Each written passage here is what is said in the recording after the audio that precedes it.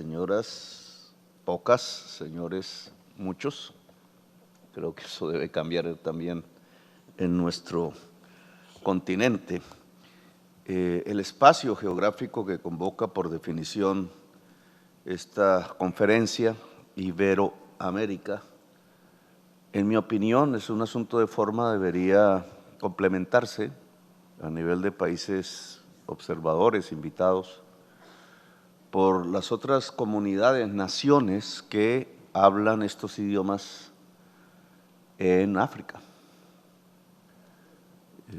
Como observadores, las naciones de habla portuguesa en África, las naciones de habla árabe en África, una de las cuales padece uno de los grandes conflictos e injusticias, la nación saharaui, que deberían ser invitados también, porque es importante tender puentes hacia el continente africano. Esto es un asunto de forma, pero obviamente también político. Indudablemente, el tema de la reunión, transición energética y soberanía alimentaria, arroja como problemas a resolver unas causas, la crisis climática, de la que se habla mucho, pero en mi opinión, la crisis climática también tiene una causa que hay que develar en cierta forma si se quiere solucionar, siendo este el principal problema de la humanidad: la acumulación de capital. Es un tema que se oculta, que no aparece en el discurso oficial, poco debatido en la cada vez más limitada reunión COP de las Naciones Unidas para resolver el problema, limitación que nace de este tema, y es que el cambio químico de la atmósfera que puede acabar la vida se debe a la acumulación de capital basada en la energía fósil. ¿Cómo resolver eso? Yo dudo, lo pongo en puntos suspensivos, no podría dar una afirmación, creo que sería prepotente, si el capital mismo puede solucionar el problema. Creo que está demostrando que no. Y el tiempo, como un cronómetro, corre a favor de la muerte, del omnicidio, la muerte de todo lo viviente. Por tanto, un mecanismo planificador a escala global entre las naciones, multilateral, democrático, cada vez es más imprescindible si queremos dar los saltos que no son solamente tecnológicos. He aquí un fetichismo, como llamaban antes. La técnica siempre tiene detrás la política. La política son las relaciones humanas, las relaciones sociales, en la producción, en el poder, en el mundo. Sin esas transformaciones no es posible que el salto tecnológico permita reequilibrar la vida humana con la naturaleza, y por tanto perecemos. Esta gravedad del tema nos coloca en una situación difícil. Esas proyecciones que hacen los científicos, si no se hace nada, hace de buena parte de este espacio geográfico que aquí se reúne un lugar inhabilitado en la Tierra para el año 2070. Nuestros nietos en el año 2070 no podrían vivir en nuestros países. Ese es el efecto de la crisis climática si las cosas continúan como van, si no se hace nada. Pero hacerlo implica grandes transformaciones en el mundo. Un mundo nuevo, en cierta forma, tiene que aparecer. Un mundo inhabitado como el que se nos propone, si no hacemos nada, es un alto fluir como nunca se había visto de un éxodo de la humanidad. Ahora estamos viendo los primeros escenarios de ese éxodo, de las zonas tórridas, subsaharianas, saharianas, latinoamericanas, asiáticas, hacia el norte. Y el enfrentamiento de esa migración no es para nada democrática. Son muros, son ametralladoras, son muertos, son ahogados por miles, son cárceles. Es la destrucción del proyecto democrático. Luego, este es un tema a analizar. Claro que su causa lo tiene la crisis climática, pero es un tema que tenemos que analizar. Le propuse al presidente de México, Andrés López Obrador, una reunión cumbre de países americanos alrededor del tema de la migración allá en Ciudad de México. Creo que tenemos que abordarlo de manera conjunta, sin exclusiones de tipo político. Este tema de la crisis climática se está colocando en la mesa de las discusiones y el debate mundial una serie de temas que son sus efectos. No solo la migración, un tema como la guerra o la paz, un tema como la democracia. Yo sí creo que la guerra que estamos presenciando hoy, que tiene sus razones allí, que es una invasión de un país sobre otro, que no se puede criticar si aplaudimos otras invasiones. Lo que hay que generar es un rechazo de la humanidad contra la invasión de cualquier país sobre otro. O que han sido las invasiones en este siglo XXI, todos hechos por petróleo. Yo creo que nosotros debemos ser un espacio de paz y por tanto alguna autoridad moral tendríamos para proponerle al mundo la paz. No podemos perder los tiempos en una guerra cuando los tiempos de la humanidad se están acortando por la crisis climática. El tema de la paz mundial se vuelve, por tanto, prioritario para concentrarnos en lo que toca, que es una transformación del mundo a una escala nunca antes vista, que hay que planificar, que hay que discutir, cuya base tiene que ser esencialmente democrática. Por tanto, pedir la paz allá y en cualquier otra parte, en mi propio país, se vuelve sustancial si queremos que la humanidad se concentre en su principal problema, que hoy tiene que ver con la crisis climática y que produce, lo estamos viendo ya, hambre, muerte. Hemos propuesto alrededor de este tema, en diferentes escenarios mundiales, desde mi gobierno, algunos encuentros que me parecen que son fundamentales. Hemos propuesto un acuerdo amazónico para salvar la selva.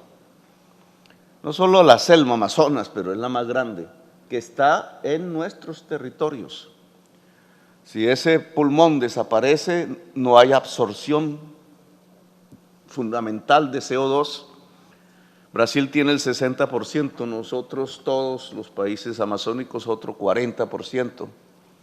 Hay otro esfuerzo en el Congo belga y hay otro en Indonesia, desde el lado de la zona tórrida.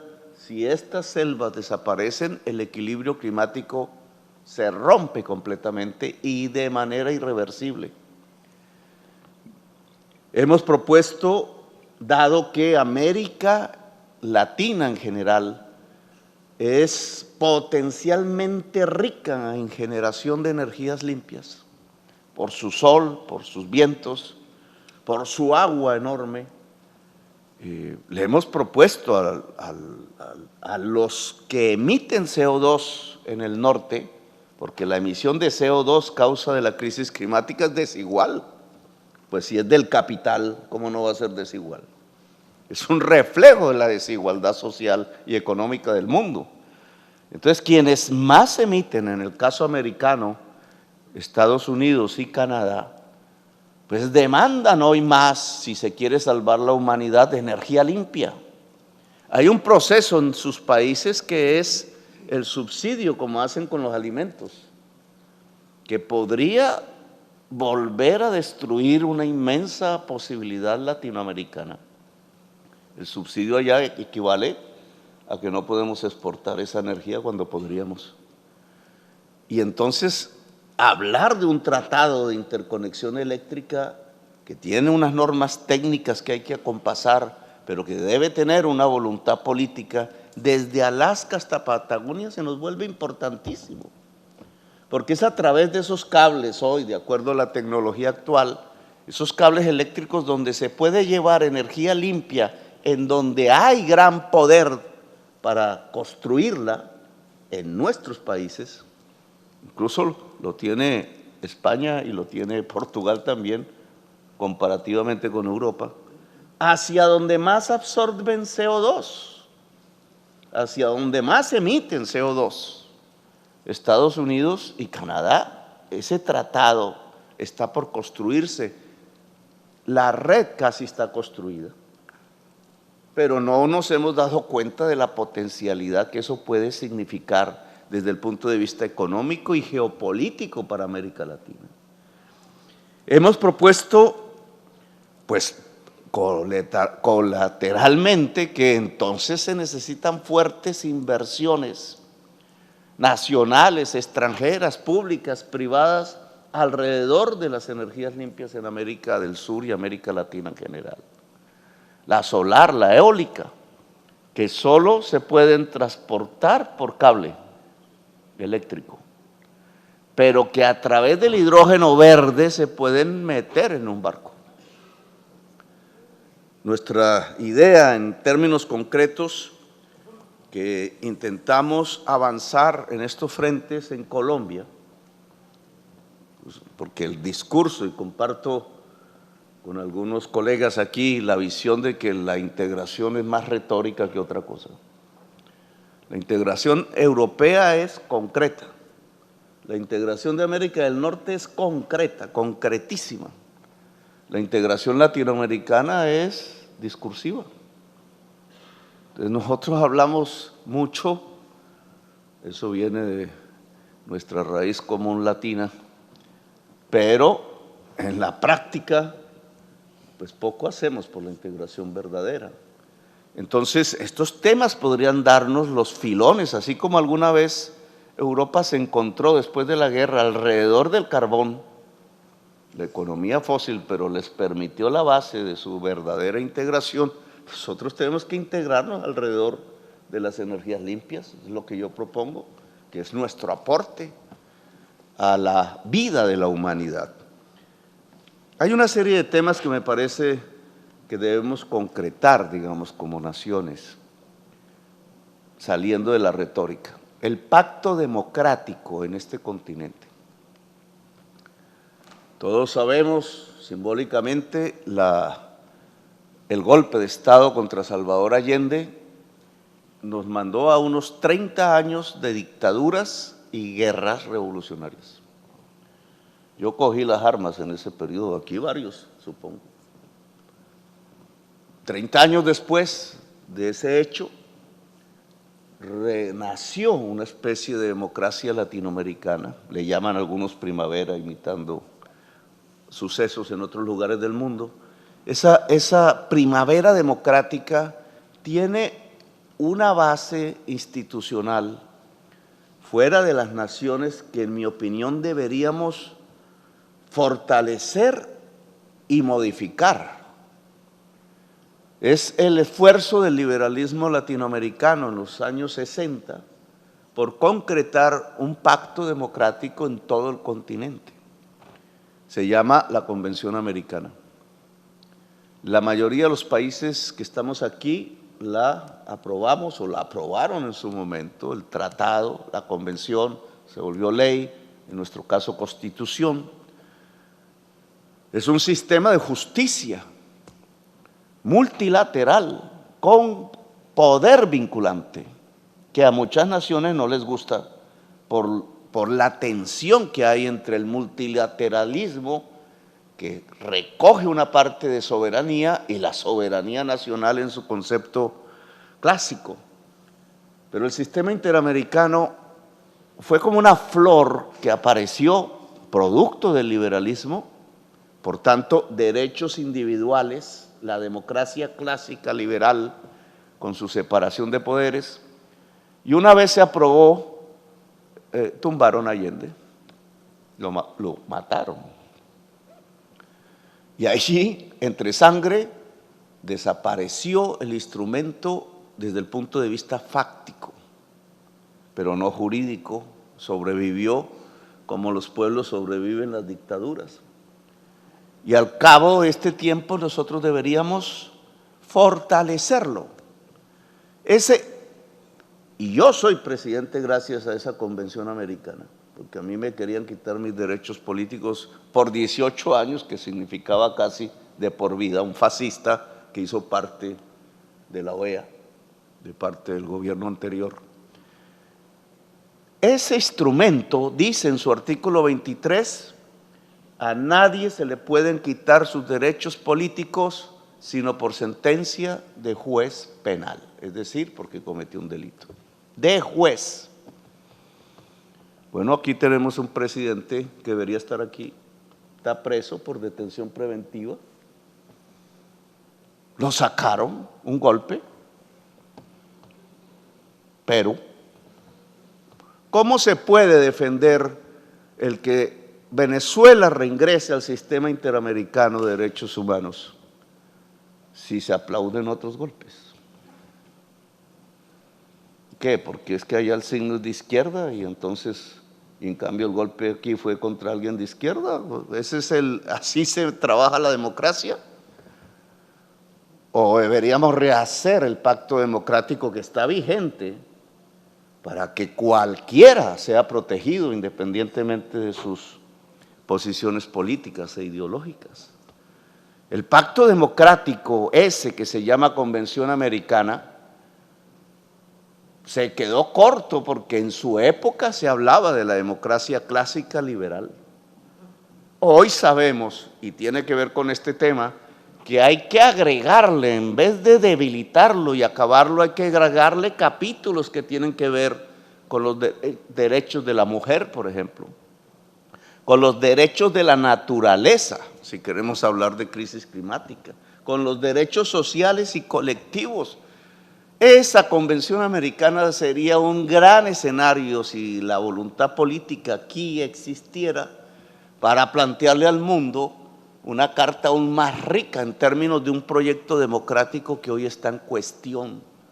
Porque la crisis climática, a través de las tensiones políticas, de lo que sucede con los éxodos, con el hambre, etcétera, lo que está es cuestionando la democracia. Allá y acullá pueden aparecer regímenes que ya nada tienen que ver con la democracia en el mundo. Podemos llegar a la barbarie. En mi discurso en Naciones Unidas decía el 1933 global. 1933 fue el año en que Hitler ascendió al poder en Alemania, pero esta vez global. Bien, hemos propuesto en forma concreta una conferencia internacional sobre drogas. Todos aquí representamos unas naciones que son víctimas de una política antidrogas completamente fracasada.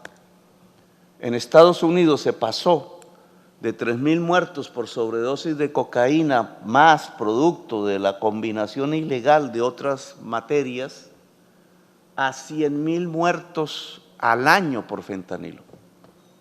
Desastre, incluso un desastre humanitario. Mientras 1 millón de latinoamericanos cayeron asesinados alrededor de esto que hemos llamado la guerra contra las drogas, impuesta por el presidente Nixon hace más de 50 años, persiguiendo la marihuana, que ahora se produce legalmente en la mayor parte de los Estados Unidos y no ha matado a nadie. Y entonces lo que hicimos fue un desastre al cabo de estos 50 años, que ya se traduce en que estas organizaciones que nacen a partir de la ilegalidad son más fuertes que muchos estados en América Latina. Tienen poder en muchas subregiones, son poderes fácticos totalitarios. Haití es un ejemplo de lo que está pasando, pero todos ustedes saben lo que ocurre en cada país. Este ya no es un tema colombiano, este es un tema americano y mundial. Y el instrumento para afrontar este problema es inservible, la Convención Antidrogas de Viena. Esto hay que cambiarlo. Hay que tener otra mentalidad para afrontar este problema. Los norteamericanos hoy tienen que aceptarlo. El problema religioso, ético-moral con que han manejado estos temas los está condenando a un desastre. Y ahora tienen que tener una fuerte política de prevención y no la que han tenido, que es creer que las drogas se dominan con rejas y con fusiles y con muertos. Hemos propuesto que en Bogotá podamos hacer esta conferencia latinoamericana alrededor del tema de las drogas para que examinemos nuestras propias experiencias y tratemos de colocar una agenda diferente a la que existe, que indudablemente está por el lado negativo. En forma concreta, el acuerdo amazónico, y Brasil aquí se vuelve importante si mira hacia un acuerdo con los demás países suramericanos que tenemos territorialidad, incluida Francia, que tiene una parte de territorio, la Guayana francesa, con Amazonas. Porque podemos lograr una carta de negociación geopolítica si actuamos conjuntamente. Porque el mundo necesita la selva. Nosotros queremos cuidarla en forma concreta. En el presupuesto que se está debatiendo para este año, Colombia pone 150 millones de dólares para el Fondo de Revitalización de la Selva, que en la práctica y en el caso particular de Colombia consiste en pagarle a las familias campesinas colonas que ayudan a quemar la selva, a pagarles por revitalizarla, es decir, por dejarla crecer. Creemos que es un mecanismo eficaz, vamos a ensayarlo ya en este año, hemos puesto nuestros propios recursos en ese empeño, pero este esfuerzo debería ser obviamente más global para el 100% de la selva, con otras especificidades. En Brasil es más complejo, pero volver a la frontera natural, la selva amazónica, es fundamental para la humanidad. Hemos propuesto en el caso de la interconexión eléctrica americana, un proyecto que es estratégico para el conjunto del proyecto, que es la interconexión con Panamá. Si Colombia se interconecta con Panamá, los sistemas eléctricos de América del Sur, que están relativamente integrados, les falta, se pueden ir hacia el norte e integrarse con Centroamérica, México, y llegar a Estados Unidos, donde se necesitan prioritariamente energías limpias para la salvación de la vida. Entonces el proyecto Colombia-Panamá es un corazón, un pin que es fundamental establecer, que espero con mi colega panameño podamos, ya está avanzado en diseños, etcétera, podamos volverlo una realidad como una forma para integrar todo el sistema eléctrico americano. Si vamos hacia el tema soberanía alimentaria, y con esto termino, espero. Soberanía alimentaria significa que cada país intente, a través de sus propios recursos, alimentar con los nutrientes requeridos su propia población. Era una tesis hace unas décadas.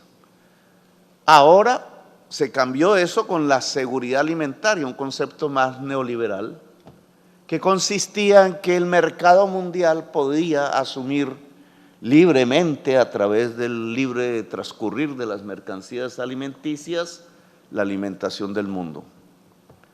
Ha fracasado. Lo que hoy vivimos como inflación es el reflejo en una etapa inicial de que el sistema de mercado alimentario mundial no pudo con la demanda por problemas de abastecimiento y se derrumbó, produciendo un alza del precio de los alimentos que hacía mucho no habíamos visto. El simple cierre del puerto de Odesa en la guerra está ocasionando el hambre en el mundo. Hoy afrontamos nosotros ese problema. Y hoy es necesario, hasta Blinken lo dijo en alguna reunión de las que he participado, que es necesario retornar al concepto de soberanía alimentaria, es decir, de intentar, si los países tienen esa capacidad, usar sus tierras, empoderar sus campesinos y campesinas, producir la alimentación de los seres humanos como una prioridad nacional. Colombia tiene la mayor parte de sus tierras fértiles improductivas, porque están en manos de una pequeña minoría de personas, muchas, algunas untadas de narcotráfico, etcétera. El proceso político colombiano concentró la propiedad de la tierra de una manera pavorosamente desigual, quizás la peor del mundo, y no produce ahí. Y entonces eso no puede ser hoy en el mundo. El tema de la reforma agraria, desde la perspectiva de la tenencia de la tierra, como en el caso colombiano, o desde la perspectiva del crecimiento de la producción de alimentos, creo que es un tema central dentro del tema de la soberanía alimentaria. Nosotros aquí deberíamos estudiar ciertos temas. Por ejemplo, la altillanura, que es colombiana pero también venezolana, al norte de la selva amazónica, es un espacio tan grande como Ucrania.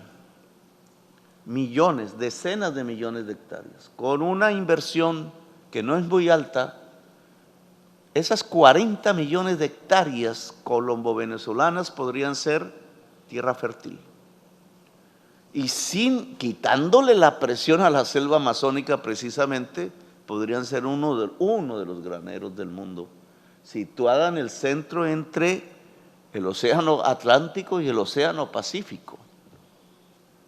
Si queremos hablar de alimentos en un mundo que se va quedando sin alimentos y sin desconocer que esa altillanura terminaría siendo un desierto sin agua, si las condiciones de la crisis climática arrecian, ahí tenemos del lado positivo una posibilidad.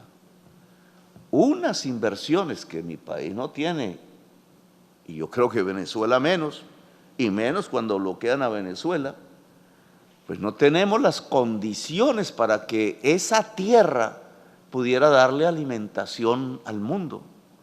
Le proponía al presidente de Argentina que creáramos un sistema de banco de alimentos latinoamericano, porque aquí hay capacidad de producción indudable, hay graneros mundiales en nuestro espacio geográfico. Podríamos habilitar más sin dañar las selvas, pero hay hambre al mismo tiempo. Una paradoja que podríamos solucionar si hubiera un sistema paralelo de abastecimientos, un banco para llevar a las zonas del hambre alimentación barata, que lo dejo como una propuesta concreta. Y finalmente, el hidrógeno verde. Las estadísticas hoy, dada la tecnología actual, dicen que los países más baratos para producir hidrógeno verde están aquí en este espacio. Nosotros somos el cuarto en el mundo. Argentina creo que es uno, Chile creo que es el otro. El hidrógeno verde que se puede llevar en barcos. Bueno, aquí tenemos que hacer un acuerdo alrededor del hidrógeno verde, ver dónde encontramos las fuentes de capital que nos permitiesen aprovechar una ventaja enorme del territorio para entregarle energía limpia al mundo. En hidrógeno verde, ustedes hacen cuenta sobre el litio, que también, pero el hidrógeno verde, que es el agua, ¿cierto?, con energía limpia, la electrólisis del agua produce el hidrógeno verde. Nosotros somos quizás hoy el mayor potencial mundial, solo potencial de hidrógeno verde. Me parece que debemos hacer un gran acuerdo de inversiones técnicas, etcétera, para explotar esa potencia y volverla realidad. Al final, América del Sur, América Latina, el espacio iberoamericano, porque aquí España y Portugal tienen grandes ventajas también, somos quizás hoy la potencia mundial de la vida, como reza el eslogan de mi campaña electoral y de mi gobierno. Gracias, muy amables.